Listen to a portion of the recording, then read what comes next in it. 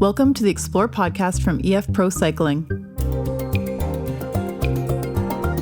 This season, you've seen our men's and women's squads wearing an unreleased helmet from our partners over at POC. Its look is definitely eye-catching, and there's no shortage of opinions about how it looks, but the numbers and results speak for themselves. Plus, to quote Alison Jackson, we think the squad looks great in them. POC's all-new Procen Air helmet has already earned wins at races like Milano-Torino and Omloop van het Hageland, and has quickly become a favorite among our riders.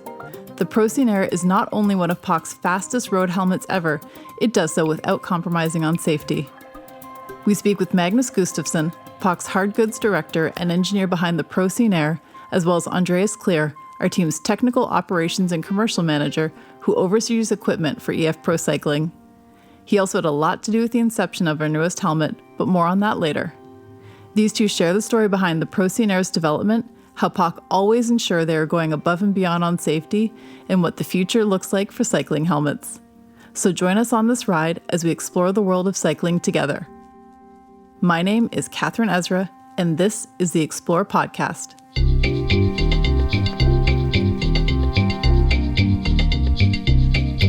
Well, I wanted to jump in a little bit, and Magnus, have you tell us about your role with POC? What is it that you do?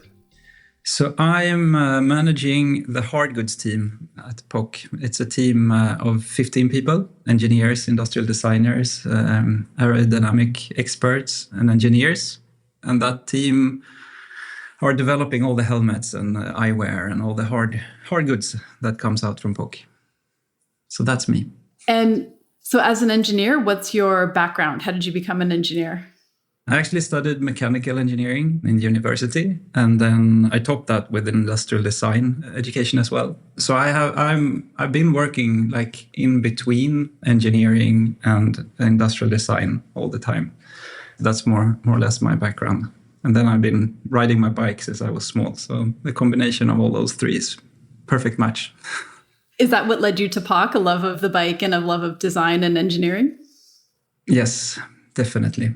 I started here when the first helmet was released, bike helmet, not the ski helmet. I got really interested and really wanted to join that company that did all of those products that stood out so much at that time. Wow, so you've really been through a lot then with POC, with the development of their first bike helmet up through today. Yes, yeah, it's actually quite a lot of different models now. Started off with the Tempor, and now the Procen Air is the latest one. And Andreas, you are a sports director with EF Education Cannondale and EF Education EasyPost, but you do a lot more than just directing. What else is it that you do? You've got a role with equipment. Yeah, that's correct, Kathryn. The title is so long, I have no idea what it says. It's basically managing all the technical aspects from our bike or clothing or helmets in that case to get performance-orientated advantage in terms of our neighbors. So being a little bit faster than our neighbors, the other teams is the goal. And it's a lot of work and a lot of research, and it's obviously easier if the partner is the right one.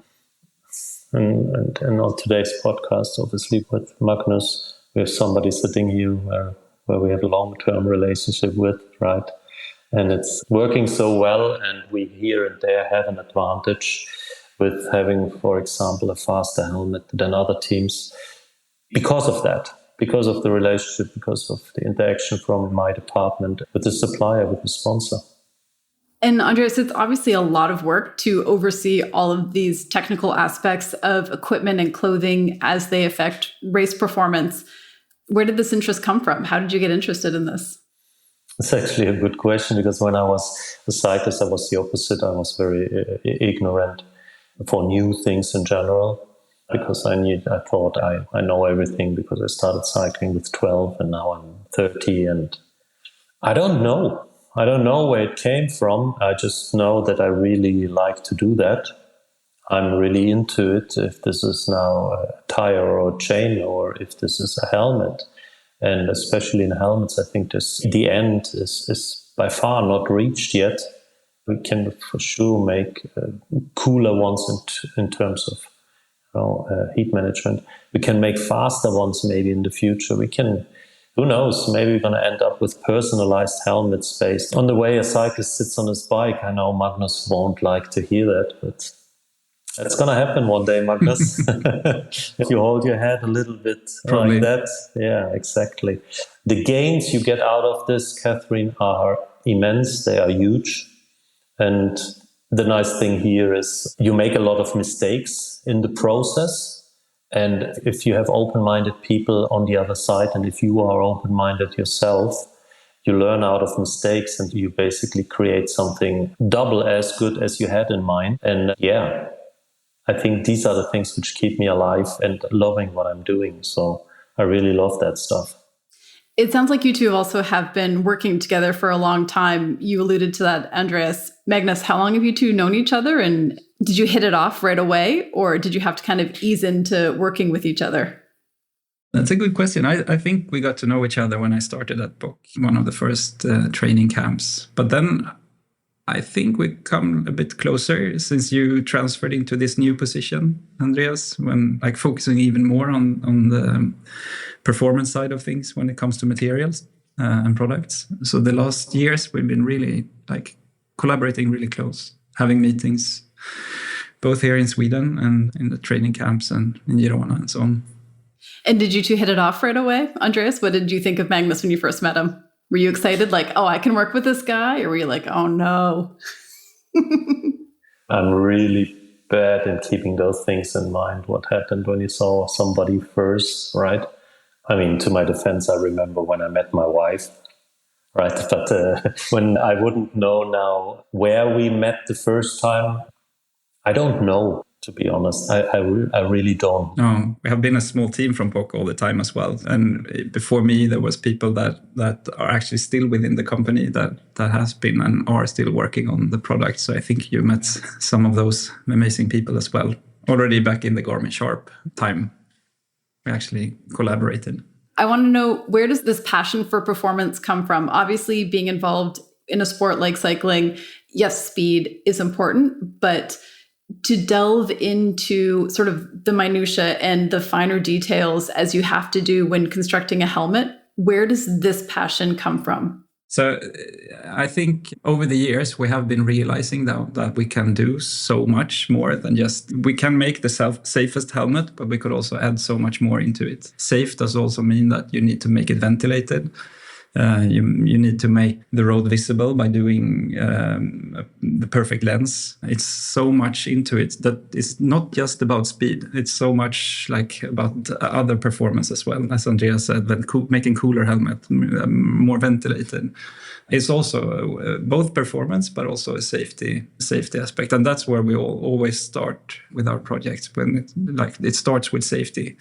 But then on top of that, we know that we can add like high-end performance as well. And that's where it starts to be really interesting to make the riders and the skiers that we also work with faster and safer at the same time. So with the Procen Air, this helmet has been very noticed by the media and fans throughout the season so far. Talk a little bit about the inception of Procen Air. Where did this idea come from? Andreas, I understand you were the one who came up with the concept for it. Is that right? No, I wouldn't say that I came up with the concept, but I remember we did a road bike fitting test in a wind tunnel with Sepp van Marken at that time, if I remember right. We just placed a normal TT helmet, Cerebel, on his head to just see what does it make anything, and if so, positive, and if so, how much watts do you say? And the numbers were just mind-blowing. She did it again, and you confirmed the numbers, and she said, why shouldn't we have an extreme aero helmet, right? But that's 2-3 years ago. And it takes its while, and obviously also the willingness of a company. That's why I'm happy that I could join this call here, right? Magnus knows that we are very thankful for the support. And developing things is not that easy, because having those ideas, which always start with the sentence, yeah, why don't we? And that's easy, standing in a room and just waving your hands and say, yeah, why don't we? But then having a final product in your hands, or while the prototypes are out there, being able to actually write one, coming back with negative feedback, And a few weeks later, there is a solution for that. That's a great process. It's a winning process. It's a process which makes everybody happy. I think it always, in the end of the day, should anyway be a win situation you are creating as the two parties involved.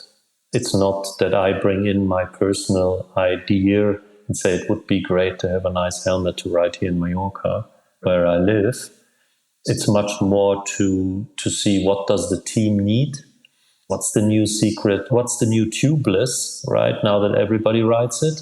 Trying to find things which match the requirements of a team, being the nicest team out there, which we are, from a personal standpoint, the personalities of the people, being a loft team, right, which we are, at the same time being fast and maybe even faster with cooler gadgets. That's something I think is a great combination. And every 2 years, every 3 years, we match that. And this year it's the Procen Air, which people might really love. Others don't like the look of it. It's a gadget which is discussed, but nobody ever can say it's slow, right? Because it's very fast. We've definitely seen its speed this season. It's been pretty exciting. Magnus, were you there that day in the wind tunnel when Andreas said, hey, what if we put this helmet on? What if we put a TT helmet on? Can we make a road helmet more aero? Were you there that day or did he come to you later?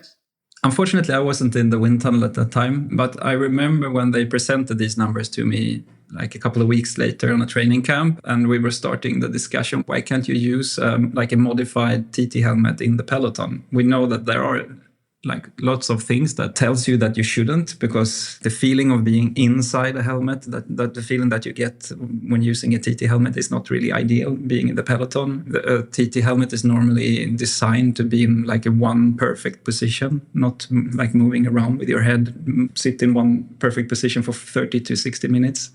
On the road bike, you can be 6 or 7 hours. So there were some things that we really needed to dig into and see what we could do. But we really liked the idea, of course. And that's like that way of finding a problem or an issue that we want to solve that's what I love about my job, I think.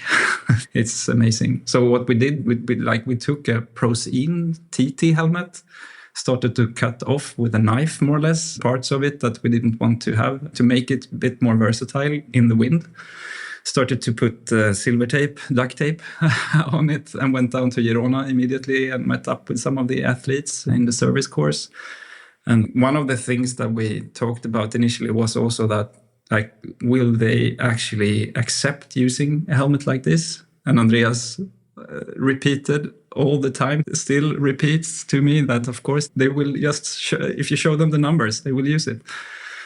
It is a bit controversial, but that's also the amazing part of it, I think. But they, as Andreas said, the riders were like, okay, yeah, we see this is the future, so we will use it. If this is going to be for real, then we will use it. And that's more or less, then we did a lot of iterations based on that, what we learned. We scanned riders and we looked into different positions and so on until we find out the perfect recipe. And what was the time frame from Andreas is in the wind tunnel with Sepp Van Marke and the helmet to Magnus, you're now cutting out a Procen helmet to then getting to Girona? Is this a matter of weeks, months? How quickly does this move? I think it was months between that meeting and when it actually happened. But it went pretty fast. And when we had the concept and we realized, like, we tried to go out and tested it on the bike and realized, like, if we just lift the ear slightly, you get away of that feeling of being inside the helmet right away. And you still have the advantage there. And actually, you cut away some of the wind noise that you get by using a regular road helmet. So it was actually an advantage. So a lot of boxes were ticked. So when we started cutting a Procen helmet, then it actually went pretty fast, I would say. Andreas, when you're there with the riders and they're putting on these helmets that maybe have had pieces cut out of them and maybe they've got some duct tape, they don't necessarily look like the final finished product that we're used to seeing. What did the riders say? Were they curious? Were they excited? Or were they kind of like, I trust you, Andreas, let's see what happens? To be honest, Kathryn, I don't really remember that day when we played around with the duct tape. What I do remember is having the first prototype without duct tape in my hands, riding it. And after 2 minutes, I had some negative feedback, discussed it with Magnus. And it didn't take very long. And we had similar looking helmet. Basically, I couldn't see the difference. And the problem was gone, right? That it was noisy. Because as Magnus pointed out, it always should start with the safety aspect. And you obviously have to hear if you're sitting on a bike in a bunch, or if you just train or whatever you do when you just enjoy bike riding. Even while being fast, you have to hear. And yeah, as usual, they were fast and they were precise. The duct tape thing, I don't remember so much. I remember one duct tape moment where we duct taped the visor. Maybe if you mean that, Magnus, I don't remember if we duct taped something else. But there is the weirdest stuff then coming back and forward, and you're just putting a nail here and there and to hold this and to hold that. It's a cool process, right? Because we're obviously not trying to shoot rockets into the space, and the budget is limited. So you have to improvise here and there to come to the best possible result. I like that helmet. I think it's a great thing.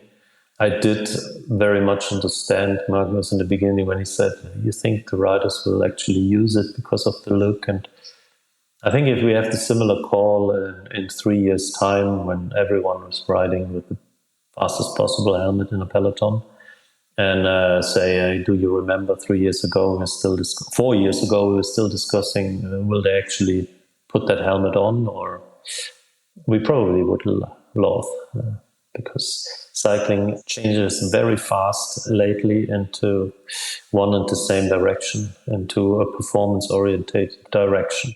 And I actually think, as you say, Andreas, like in the middle of this process, then I think everyone started to change their mind of how the helmet actually looked. It started to look more and more natural, and actually like how it should look. That's the way a helmet should be. It's you don't have the frame around the eyewear as you normally have, so you don't see any frame through that huge lens that you have in the front, and getting away of some of the wind noise, and also getting a faster helmet. That's probably the perfect recipe. That's how it's supposed to look. So after a while, when you digested it a bit, then I think it was actually looking really cool. What sort of safety or impact tests did the Procen Air go through when you were developing it? A helmet needs to pass like a certification process, and that means that it needs to withstand a lot of like different hits from different angles and different speeds. It's chemical tests, it's a lot of like regulations around the helmet, but then we normally try to exceed that by testing it like a bit tougher. On the other hand, it's also a way of optimizing the construction. So you want it to be as lightweight, you want it to be as like slim maybe as possible to not create any extra drag. So it's like a fine balance that we need to optimize all these parameters that we work with. So as you're tinkering and working on maintaining exceptional safety as well as incredible performance, Andreas, when you took the helmet into the wind tunnel, did you start to see numbers right away that you were excited by? Or did it take a few iterations of the helmet before you thought, okay, now we're heading in the right direction? I would say it's the first one that you mentioned. So to explain, we basically on our side work also on a team with Peter Schepp and myself, because when it goes really into data, not that I'm blindfolded, but there comes the moment where Peter has to explain what it actually means, those numbers. Simple watt numbers is obviously not rocket science, and I do understand them quite very well. I'm actually missing him here in this call, I have to say. He normally should be here, Kathryn, right?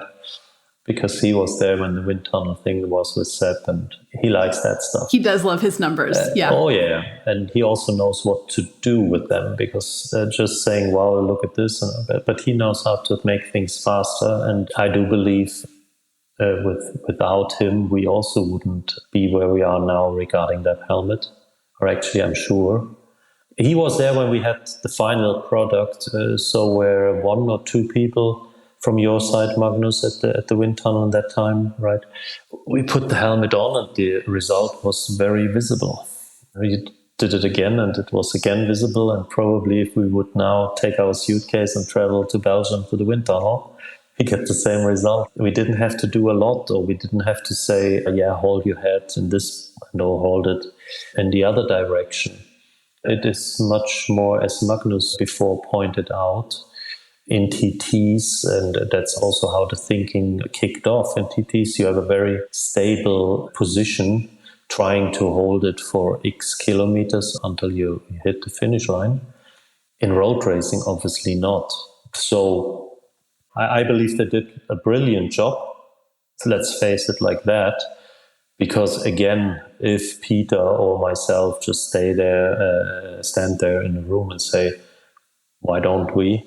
If Magnus and his team, or if POC themselves wouldn't buy into the idea, put a budget X by side for research to get where we are now, that's all based on POC, the company itself, right?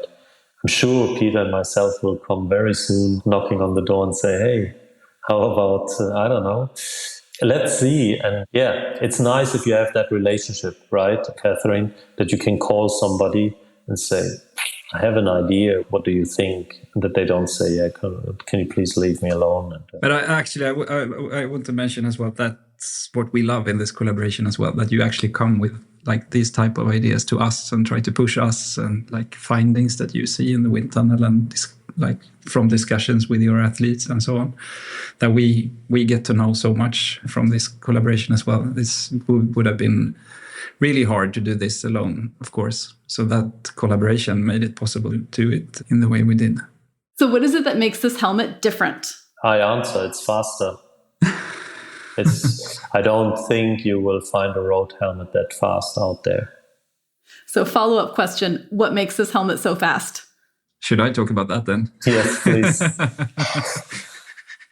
So we have learned a lot when it comes to aerodynamics since we did the Tempor helmet 2012, I think that was. We learned how to make the air flow around your head and like connecting to your body in the best way. And we also learned that getting the air through a helmet is actually faster than getting it like straight into the front of it. So by opening up ventilation holes in the right position in the front surface of the helmet makes it faster. And we also learned where to cut the helmet off to control the airflow. So it's a lot of things that goes into the design of a helmet like this that makes it faster. But those things that like made it able to like tighten the screws a bit more here is that it is like a bit bigger. It's not that like many ventilation holes that we need to consider. It's just the ones in the front that is both there for aerodynamics, but also for ventilation. And the extended surface that you have to work with here makes it much easier to make it fast. When you take the helmet in for wind tunnel testing, because we've all seen these photos of a helmet and then there are sort of red areas, blue areas, green, yellow areas of, I imagine, wind and air resistance hitting it. What is it that you're looking for and what is it that you're seeing? And what do these colors in these photos mean? Yeah, it's a lot of colors or like colorful pictures flowing around on the internet at the moment on bikes and bike gear. Yeah, what we tried to see is like how can we make a controlled airflow around and inside through the helmet, and how can we control it to follow or go around the helmet and then connect in a really good way to the rider's back normally, or the side, which is also a super important area to try to reduce as much as possible. And then at what point in this process of building the Procen Air did you think, yeah, this helmet has it? Because of course, like Andreas said early on, he had some feedback of, oh, this isn't working, that isn't working.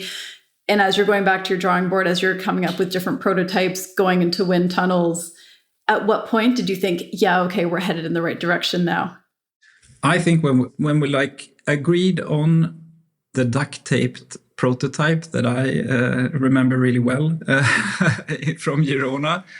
And when the riders also accepted it and like really wanted to use it in the future, that's where I realized that this is going to happen. All those small things that we need to adjust is, for me, that has been working with so many helmets and eyewear and so on now, it's like a part of the process. So you find things that don't work, but you know that we come around them, we find a way out of it. Normally we can, if you have this like the basics and the idea and the concept, then that's the hard work, I would say.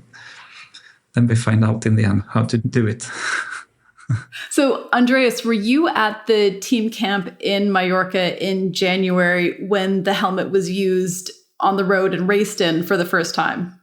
I was at the camp for a few days, but then I had to leave. So no, I saw it on TV that Naomi won the first stage in that helmet, playing with her gears in advance, because we took a look and it was a little bit downhill. So we put a bigger chain ring and all of the good stuff, right? And then she had the helmet on, and I don't know if her lead out person had a helmet on, this I don't remember. So it kicked off very well. Very well, yes. How often does a helmet win in the first race of the season, in the first race of the team's history, in the first race for the helmet? That's got to be pretty rare. Magnus, has that happened to you before? I don't know really, but yeah, that was a great day. It was so fun. It was just both that they actually used it, and as Andreas said, we saw it on TV, but they also won in a really nice way. It was so much fun to see. Yeah, so that day in Mallorca, there was a lot of teamwork, and Noemi Ruig for EF Education Canada ended up winning from a bunch sprint when she was originally intending to lead out one of her teammates, but they got separated. And when she went on to win, and when you saw that on TV, were you watching it live, Magnus? Did you see it after? Yeah, I saw it afterwards, in the night, the same day. Yeah, that was a good feeling. It was exactly what we have talked about, actually. And so I realized, okay, so this Peter and Andreas and the team, they have managed this in a really good way, and it's like a perfect match for this helmet and the position. So it was good to see. Andreas, the team has a variety of helmets to use on the road from POC. Where does the Procen Air fit with the other helmets? What are the days when you say, yeah, okay, this is the helmet that we wear today. Today's the Procen Air day? To be honest, I don't choose the helmet for the riders. It's not that I walk through the bus or I made a spreadsheet or whatever, which document, which shows on which day to use which helmet model. You have people who use A and other people who use B quite on a regular basis. Personally, I'm looking now forward once we hit the Giro, once we hit maybe warmer temperatures, how the people will react to that, because I do know that, can't speak for every rider, but I do know that it's not that they bought into the function of the helmet to be very fast. They do know it, but they might hit a wave of reality here and there. They say, maybe, I don't know, right? I can give you an example. We tried the helmet the first day in Australia where it was 35 whatever degree. And that was easy to say, right, that was maybe not the right choice, which doesn't mean that I'm 100% sure this is the fastest road helmet. At the same time, I'm 100% sure that we will use it more, and you will see it more and more often, also season 2025, once we talk about early racing.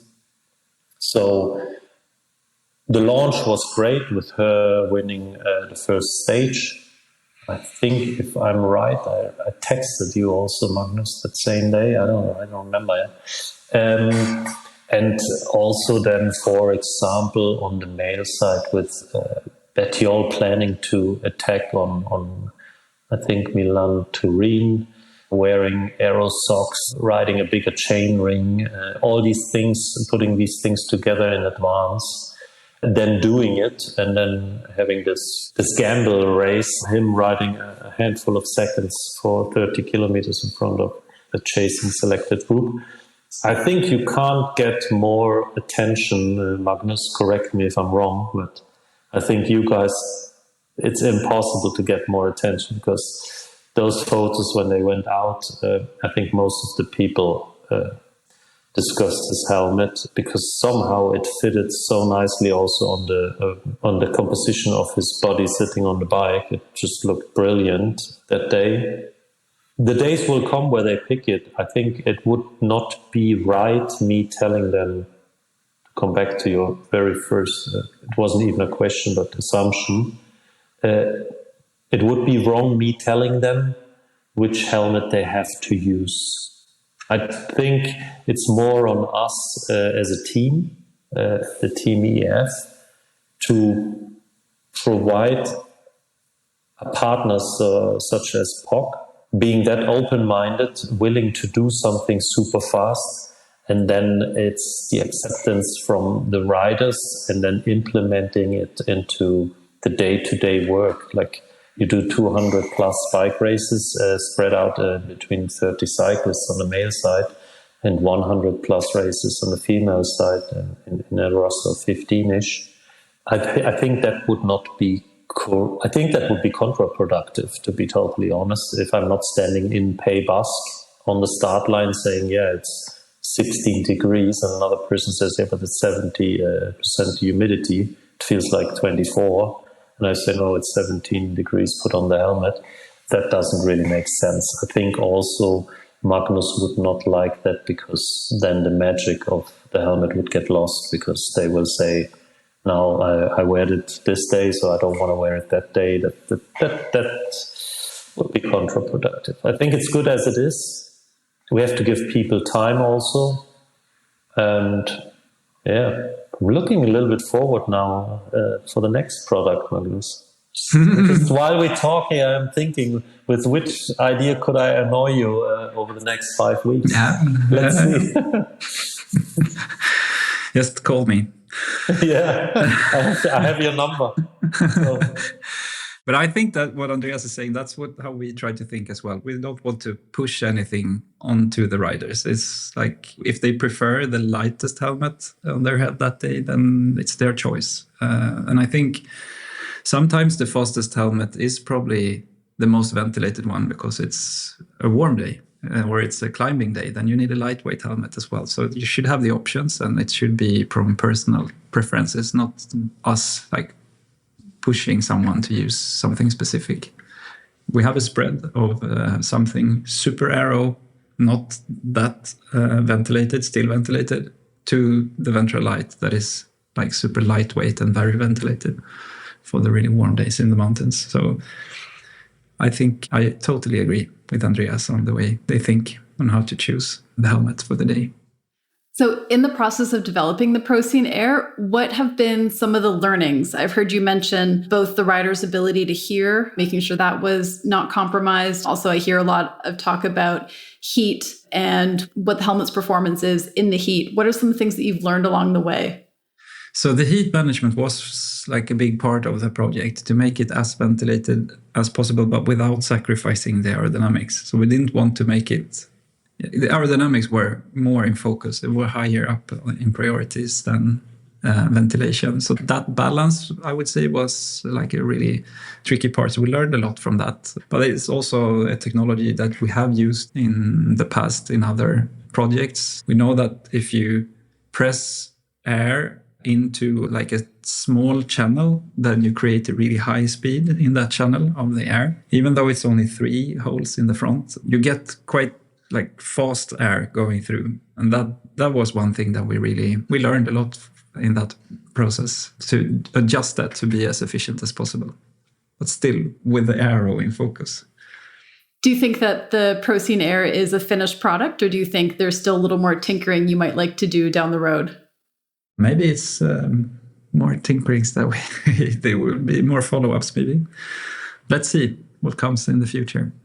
It sounds like Andreas is always taking notes, so I'm sure you'll hear from him. Yeah.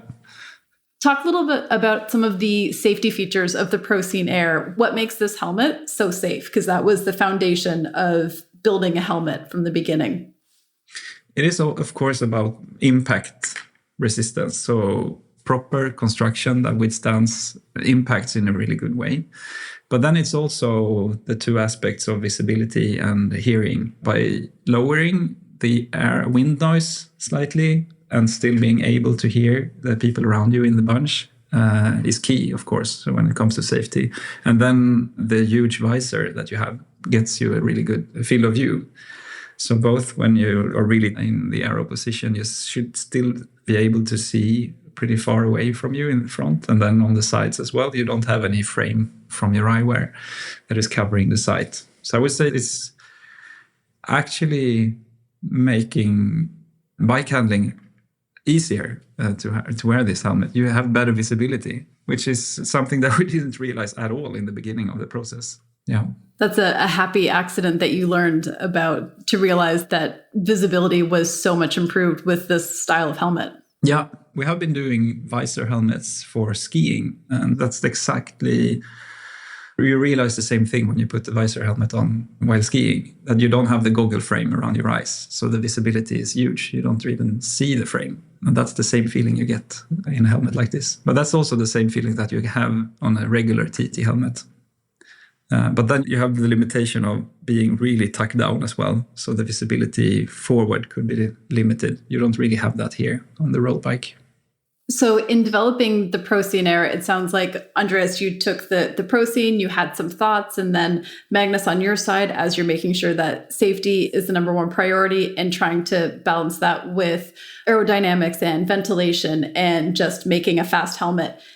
We now have this helmet that has this sort of slightly tapered look at the back with these 3 holes in the front, the big visor in the front. Andreas, what do you say to the riders when they open the box that first day and some of them say, oh, this is a kind of unusual looking helmet? We didn't get that sentence. No? No. The day when they saw the final product was the same day when the presentation was held by Magnus in Girona at the camp. We just placed that one helmet on the table, and we also placed one helmet outside that truck on the table to just play around and pick 2 people, because in that time we didn't have the quantity yet, because it wasn't produced yet.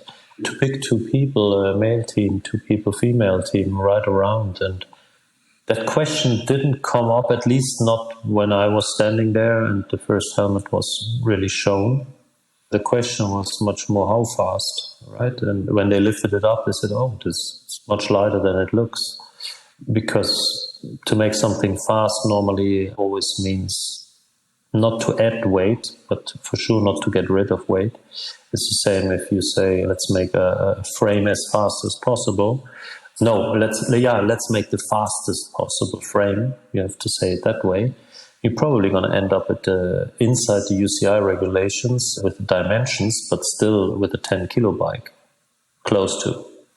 So the trick here is to make fast and a light bike in that case. And the tricky part on that helmet, I assume, because I did obviously not produce it, is to make it as fast as we tested it a long time ago, but still rideable, light, that the person before he puts it on his head says, wow, looks cool or looks different, but I know it's fast, but I didn't expect it being that light. And if you put the helmet on, you really believe you have actually our climbing helmet on, because it really doesn't fit like a TT helmet.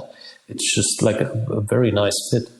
With or without visor, you have the feeling you're riding a normal bike helmet with the knowledge that you are X watts faster. There is a reason why, specifically I know there is a reason why Alberto picked that helmet that day, because he had this plan and he really wanted to win. And that's something which doesn't happen very often in cycling, that you have a plan and it actually works out. So a good example is Flanders this year. And that didn't work out, right? But the plan where the helmet was presented in the internet worldwide, quite enough. Yeah, a very nice platform everywhere, left, right, and center. It was that day when Alberto picked it because of a special reason. And that worked out quite well, I have to say. So, yeah, coming back to what you said a minute or 2 ago, I never received that sentence. I never heard that sentence. What I heard was the surprise how light it is in terms of being actually aero and so light. That is also a cool product, like I said 40 minutes ago, right? It's just is a cool product, and if we have this call tomorrow, I'm going to say the same thing, with or without Magnus on the telephone. Actually, I was also a bit almost surprised that we didn't get any like negative feedback of the look from the riders. They were really like interested in the numbers and what it gains, and is it customized around the specific position? Like, so many other questions that I actually thought I would get. So it was super, super positive from the start. I think that goes to show the level of trust that riders have in POC products and the helmets and the glasses and visors, that they know that things have been built with safety and performance in mind. But I think that has also led to some unusual or slightly atypical looking helmets throughout the years from POC. And in a sport that is very tradition focused, like cycling, where does this boldness, this joy at thinking outside of the box come from POC? That's a good question. We normally try to not focus so much on what the others are doing. We try to focus on like the problem or the idea that we find out maybe in the forest while doing a lunch ride, or like this time when Andreas and Peter came up with, we found really interesting numbers here in the wind tunnel by using a cerebral helmet on the road bike. Like, okay, there we have it. We have something to work on. That's how we love to work here. To look at something that is not really the end product in the beginning. It's more something that we need to solve, or a fact that we found, or a new material, or a new way of letting the air through or around something, or a new impact improvement, or whatever. Normally that's where it starts. It doesn't start where like, oh, we have to find out how to make a new TT helmet. It starts in the other end. And I think that might be one of the reasons why we always we seem to end up in like different places than the others sometimes. You've also both mentioned a bit about when developing this helmet versus a TT helmet, because a TT helmet tends to be in a static position for the duration of 30 to 60 minutes, as you said, whereas a road helmet that the athlete's going to be moving their head a lot more. So the position, of course, that the rider is in matters. But I also just wonder, there are riders with smaller bodies like Kathryn, and then there's someone on the men's side like Jonas Ruch, who is much taller, just a different shape. Are there performance differences in the same helmet from one body to another like that? If you look at TT helmets, definitely. I think Andreas can sign up on that. It's because that's one of the reasons why everyone is using different TT helmets in the team. So some prefers the Tempor, and some uses the Procen, and some uses the Cerebral. Depends on, of course, what day it is and if the wind is coming a lot from the sides or so, but it's also a lot has to do with the position and the body and so on, how well it fits. But here on the Procen Air, the idea is that it shouldn't be as sensitive. That's the whole idea behind the design. It should be more versatile, and it should be fast in the wind if you have the head up in the wind, as well as if you're like in the really aero position when almost hide your head in front of the body. So it needs to be fast on like all body shapes, I would say, here. So it's not as specific shaped around the position as the like regular TT helmets are. Is that your experience as well, Andreas? I actually only can confirm what Magnus said. So we have 3 different sorts of TT helmet based on the position a rider is having. It has nothing to do if you are tall or not. It's the position itself, which is basically the reason why you get A, B, or C as a helmet. But in a helmet like the Procen Air, I think it's very important that it's a one-fit helmet for everyone, obviously in different sizes, right? But it doesn't matter how you sit on your bike. And it would be nonsense if you make a helmet where you say you're only fast if you sprint above 65 per hour and you have your head down. And on the other hand, it would be also nonsense to say you have to sit in a certain position and ride 45 average, and then you gain 20 seconds in a time frame of 4 hours. We are obviously not trying to do an Ironman where we stand there somewhere alone on the street and do 180 kilometers of time trialing in that sense, but it's an everyday helmet, which is important, and that's what it should be. At the same time, it should be safe. At the same time, it should be faster than everything else there and light. And that helmet brings it all, right? So that's good to very good, I would say.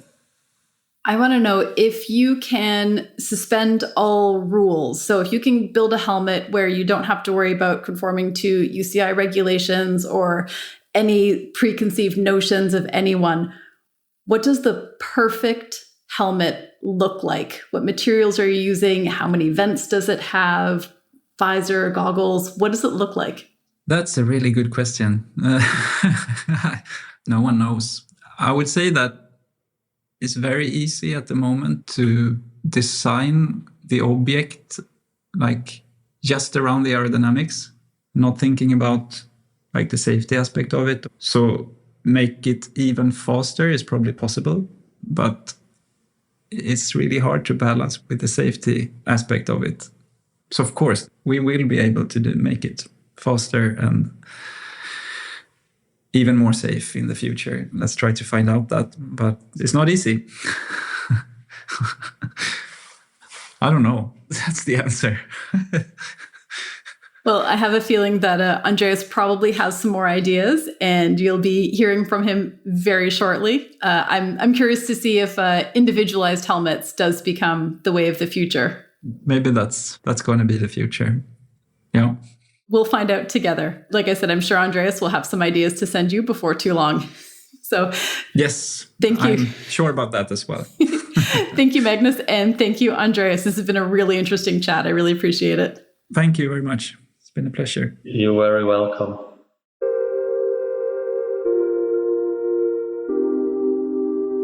You just listened to the Explore podcast from EF Pro Cycling. My name is Kathryn Ezra. This show is produced by Johannes Manson. Editing by Ben Crannell. Music is by Builders T. A special thank you to Andreas Klier and Magnus Gustavsson. We'll be back soon with more stories from the road. Thank you for listening.